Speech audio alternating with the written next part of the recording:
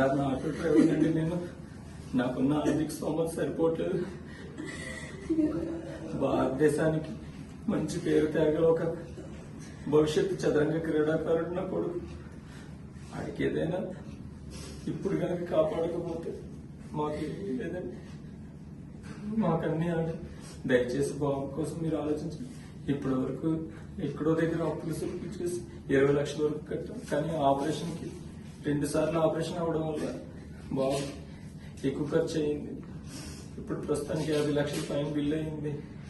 కట్టుకోలేక మేము లాంటి వాళ్ళని దాతల్ని సహాయం అడుగుతున్నాం. కొంచెం కనికరించండి సార్.